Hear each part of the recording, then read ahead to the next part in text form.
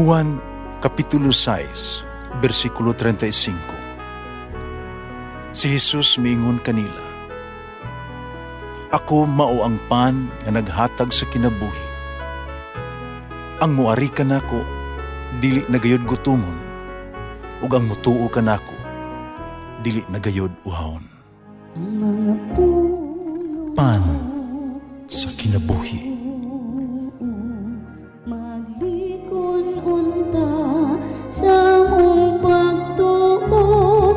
Gagaka kami sa pagtuman sa imong mahal nga kasuguan.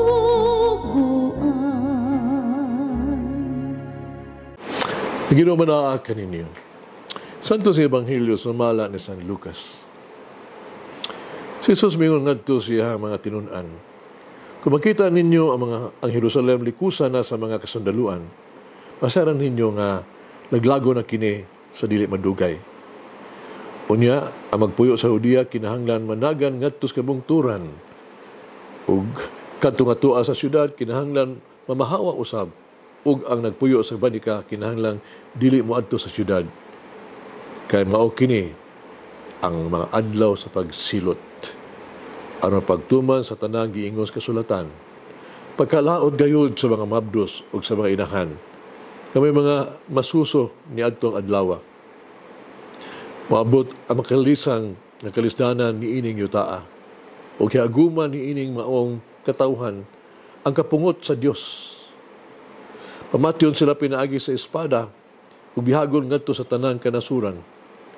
Nang mailog ang Jerusalem sa mga tawo nga walay mutuo sa Dios, hangtod matapos ang gitagal sa panahon sa ilang pagmando. Adunaan niya ay mga ilanan gikan sa adlaw ug sa bulan o sa kabituunan, kawadaan o paglaong ang mga nasod. Mga lisang sila sa naguok sa dagat, pungasi ng mga balod. Panguyapan ang mga tao tungod sa kalisang, santa magpaabot sila sa metabo sa tibuok kalibutan. Kaya ang mga planeta sa kawanangan, mutipas sila ang naandang agianan, unya mutungha ang anak sa tao. Maabot siya nga may gahom o himaya diha sa panganod. Hinigsugod naghitabo nining butanga, tindog ug hangad kamo, kay duol na ang inyong kaluwasan. Ang Ebanghelyo sa Ginoo. Pasalamati ang Ginoo, kay siya maayo, ang iyang gugma mulungtad hangtod sa kahangturan. Pasalamati ang Diyos sa tanang mga Diyos, ang iyang gugma malungtaron. Pasalamati ang Ginoo sa mga Ginoo, ang iyang gugma malungtaron.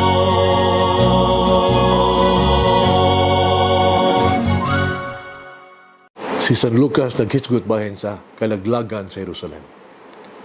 O kini nahitabo kini sa tuig 70 after Christ.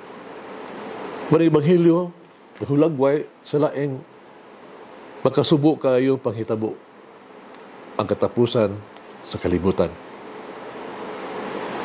Sama sa katapusan sa Jerusalem, adunay katalagman o kalaglagan.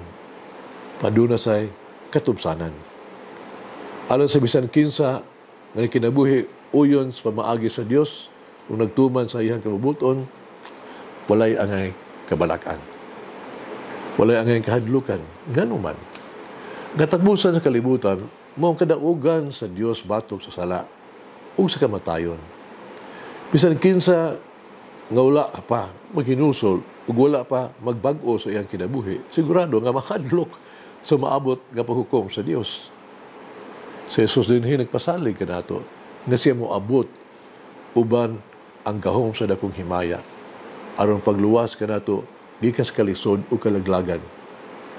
Siya naging labot aron pagtubos kanato. Sigurado nga mag-antos kita sa kasakit, sa paglutos. Oo. Mag-antos kita sama kaniya.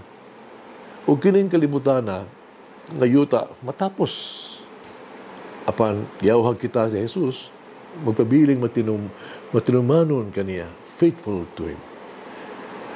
Ang iyang pag-anhi, mao pagluwas kanato. Luwas ko kita gikan sa mga pag-antos, gikan sa mga sala. Kung anong mahadlok man, kung maabot na sa Jesus, anong gantihan ang ato ang mga buhat nga sulundo ng kinabuhi. Sugilanon sa kabantugan kaayang magbabalak o filosofo nga German-Aleman.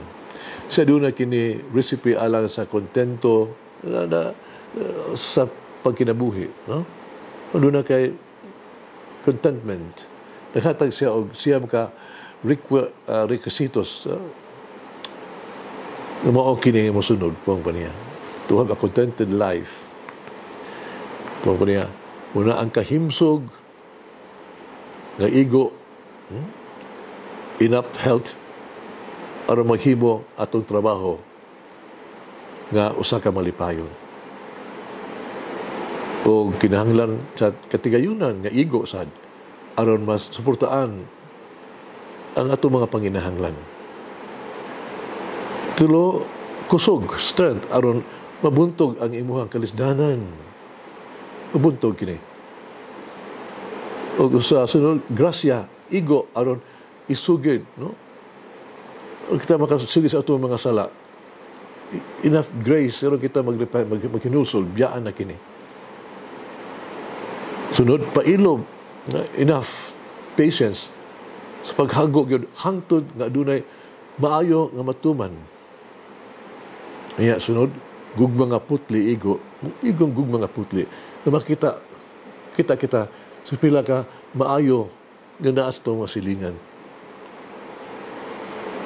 Gugma nga igo nga palihok kanimo nga mahimong mapuslanon o makatabang sa uban. O hugot sa pagtuo aron himuong tinuod ang mga butang sa Dios. Nga igo sa paglaong aron makatangtang ang tanang kabalaka ug kahadlok mahitungod sa maabot. Hagit sa kinabuhi. Kumusta man ako sa Ginoo? Kumusta man ako ang pagmahal kaniya? Magampo kita. O Diyos, magagagahom sa tanan. Paluloyon nga amahan. Ikaw among mapuslanon na maghuhukom. Pagsahanon kong mag-ampo. Inag-abot sa ako ang panahon. Kaluwi ako, ihatag ka na ako ang imong kaluoy. Pasiluan tanan ko na akong mga sala. Ay hinundumi ako ang mga kasaypanan. Kung dili ay mong dakong kaluoy, hinundumi ako ang aing mga buhat. Upasudla ako sa imo hanggang harian. Among magagahom nga Dios nga pa sa iluon nga maghuhukom. Maluoy ka kanako. Upapason ang tanan nakong kasalanan. Amen. Oh, may grant me a grateful heart as I experience the mercy of God. Mulangin ang Diyos magagahom sa tanan. Amahan, Anak, Espiritu Santo. Amen. May the Lord of the divine mercy bless us all, heal us from all diseases and suffering. Ayun unta niya kita, tanang mga sakit na sa lawas o sa kalag, body and soul. In the name of the Father, the Son, and of the Holy Spirit. Jesus, I trust in you. Amen. Whoever eats the bread of life will never hunger, says the Lord. Kay galaan inyong nabati ang pagpaambit ug hamubong pamalandong sa pulong sa Dios. Pinaagi sa tulumanon, pan sa kinabuhi, nga gidumala ni Monsignor Daddy Silva. Hangtod na usab sa sunod higayon, daghang salamat.